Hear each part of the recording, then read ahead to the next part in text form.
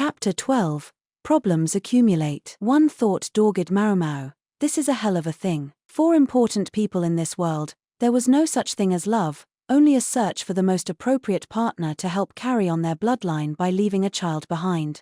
Maomao found herself thinking about why exactly our duo had brought Consort Lu with her.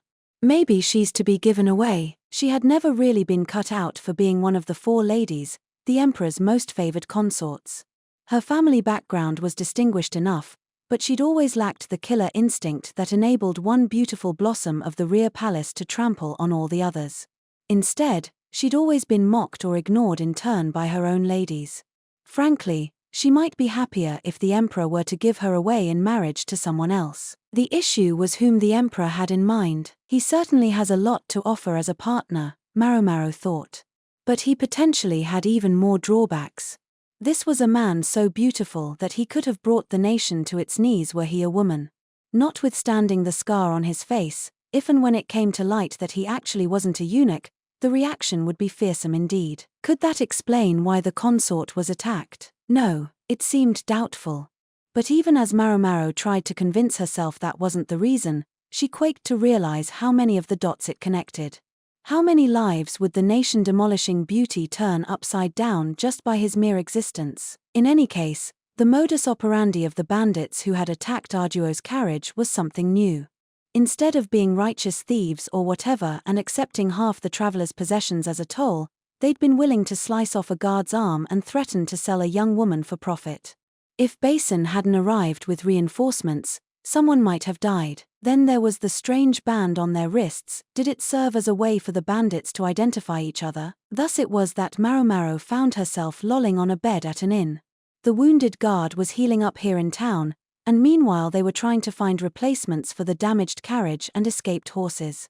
It wasn't Maomao's job to get provisions this time, and she'd already confirmed that there were no interesting medicines at the local apothecary's shop.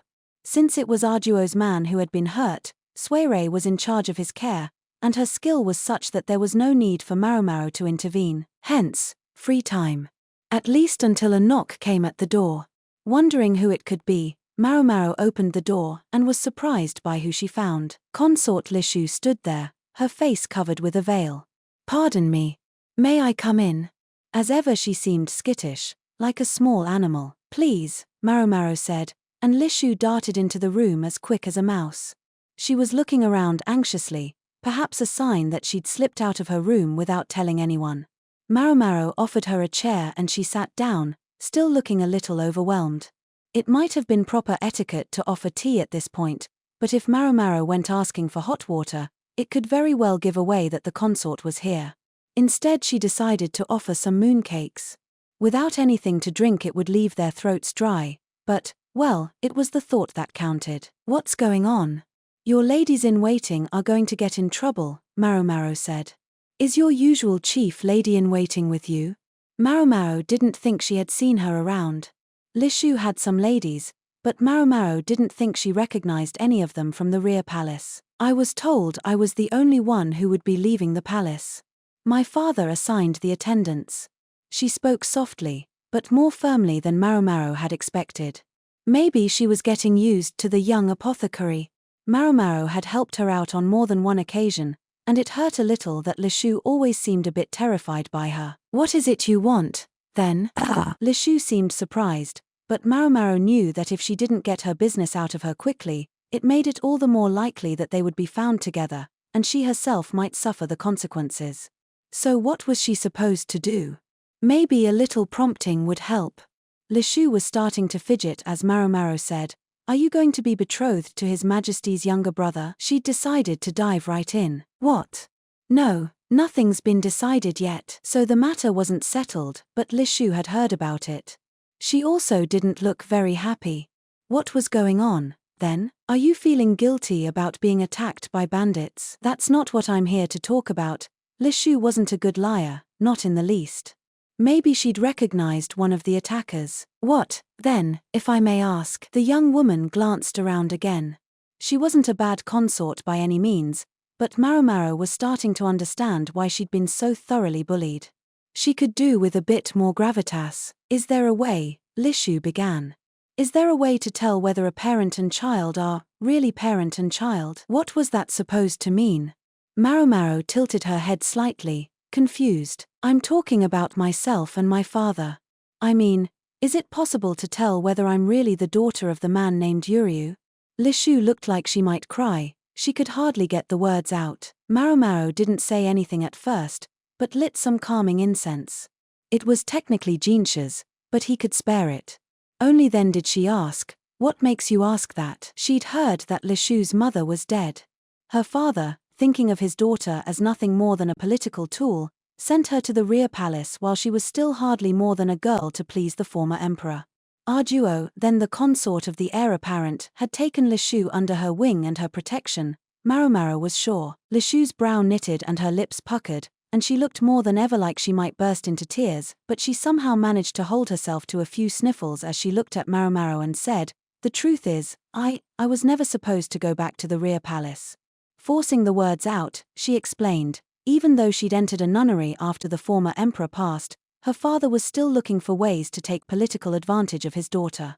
At first, she was supposed to be wed to the governor of the south, but the man was old enough to be her grandfather, not to mention he was a lech who may not have been married but kept 10 concubines. Consort Lishu came from the Yu clan, one of the houses upon which the imperial family had bestowed a family name. However, under the empress regnant, the nation moved toward a meritocracy, and the influence of one's family name was greatly lessened.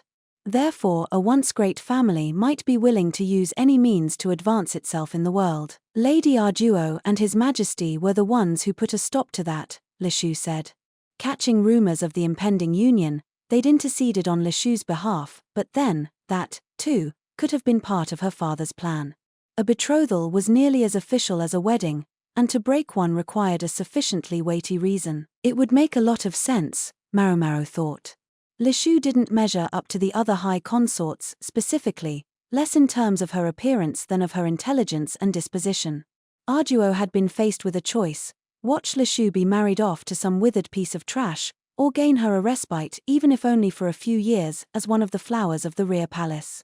She had chosen the latter. She had chosen a chance at happiness for Lishu. "I used to be so close to His Majesty that I would sit on his knee," Lishu said. "Goodness," Maomao remarked.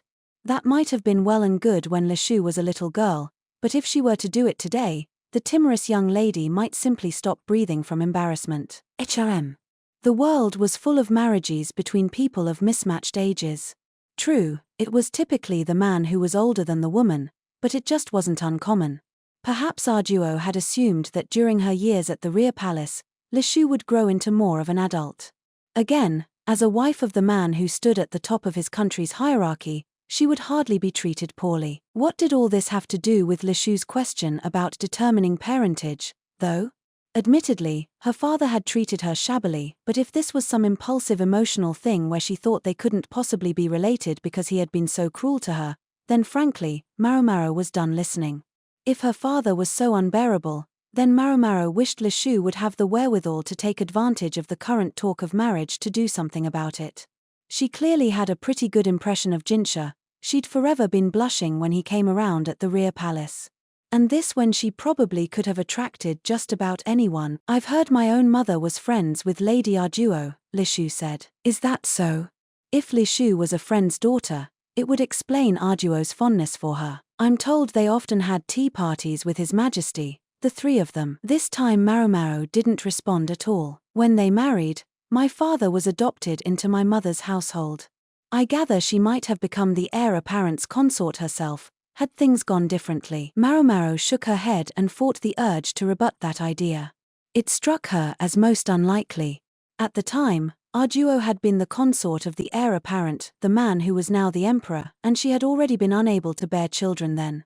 The heir had no other consorts, and the former emperor was wasted with illness. If there had been another potential consort back then, my father had already been adopted by the household at that point. But as for me, he didn't see me as his real daughter. His Majesty's younger brother is a wonderful person. It's just, for me personally." She sounded sincere. The consort was just about the age when young women began to fall in love with love.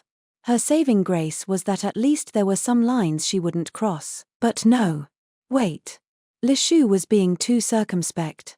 Maomao had a suspicion about what she was really asking. She's wondering if the emperor himself might just be her real father. And if so, then marrying Jinshi, the emperor's younger brother, would be a rather unpleasant prospect. No matter how you looked at it, he would be a couple branches too close on the family tree. She didn't want to look into this. At the same time, though, she would feel bad telling the consort she couldn't do it. Laboring under some misplaced pride would have been bad enough, but with Maomao it was worse. She was curious too. She contemplated how one might determine whether an alleged parent and child were related. The most obvious method would seem to be to calculate backward from the delivery date. But no, that would be impossible in this case. She couldn't ask Li Shu's father directly, and if she were to raise the subject with the emperor, her head might soon part ways with her body. If consort Li Shu had possessed red hair and green eyes like Empress Gyokuyu, that would have made things even simpler. Li Shu was pretty, even cute, but she didn't look all that different from the average citizen of Li. Her hair was black and straight, her eyes likewise dark. Maomao didn't know what her father Yuryu looked like, but it wasn't likely to be distinctive enough to say for certain whether they were related. This was what had brought Maomao to a particular room at the inn. There, Suirei was preparing medicine, looking grouchy. "What do you want?" she asked. Suirei wasn't very friendly, Maomao thought, conveniently ignoring her own cold streak.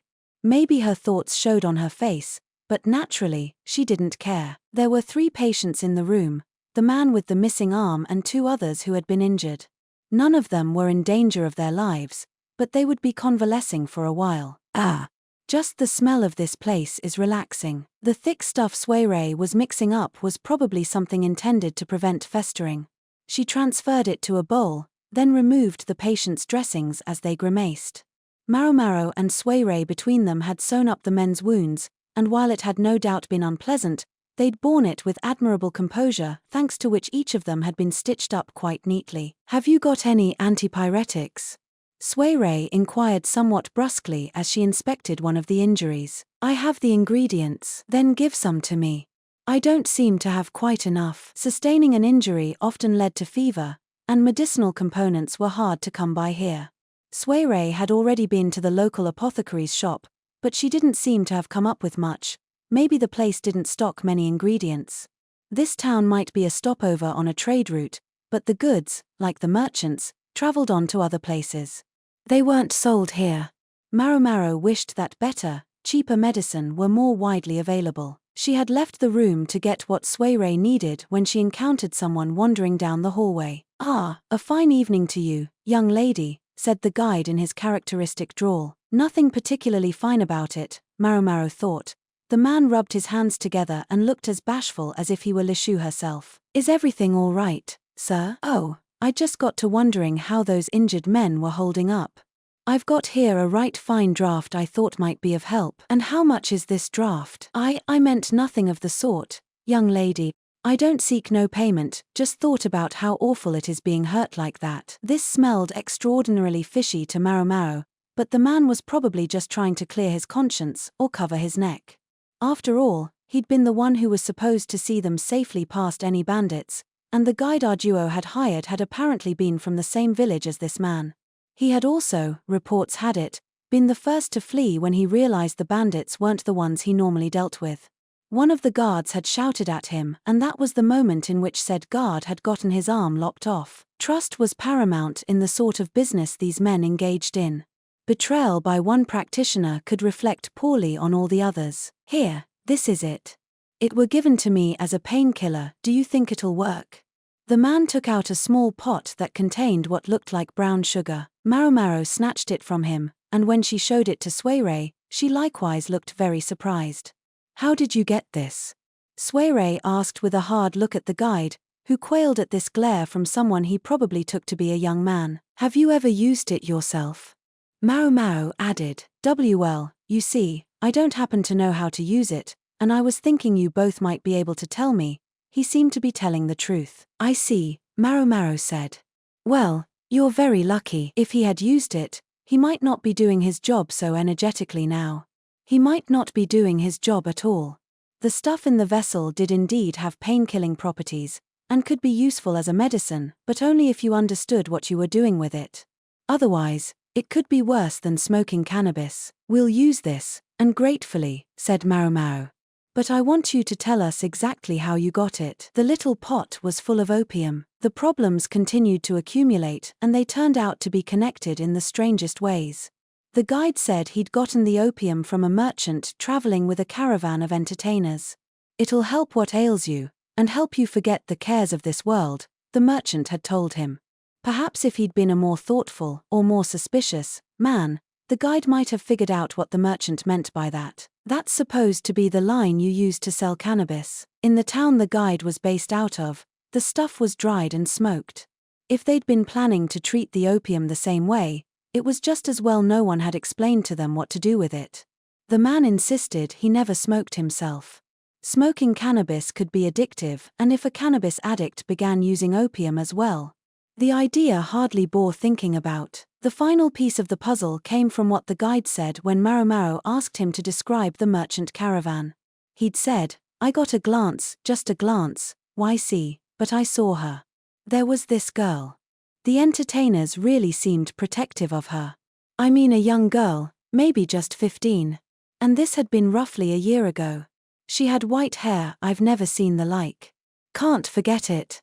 She was the incarnation of the serpent god, I'm sure of it, come secretly to Earth. This is the first time I've ever told anyone what I saw." We need hardly spell out what Maomao thought of when she heard about a woman with white hair.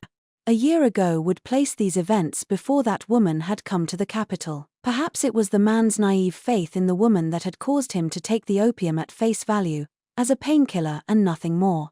He, Maomao reflected, was truly a lucky man, and there was reason enough to be grateful for the medicine. It salved the pain of the injured men. Opium didn't have a particularly long shelf life, and Maomao had worried it might not be effective, but it proved otherwise. She felt bad for the guide with his heartfelt beliefs, but she decided to requisition all the opium he had. She paid him for the product, including enough extra that he couldn't complain. "As long as we're piling up problems, let's throw on one more." One of the bandits bore a tattoo of a snake, and the bands they all wore around their wrists had initially been white and depicted two snakes in coitus. Unfortunately, despite attempts to get some answers, the men were in no shape to tell them anything. All the bandits were opium addicts.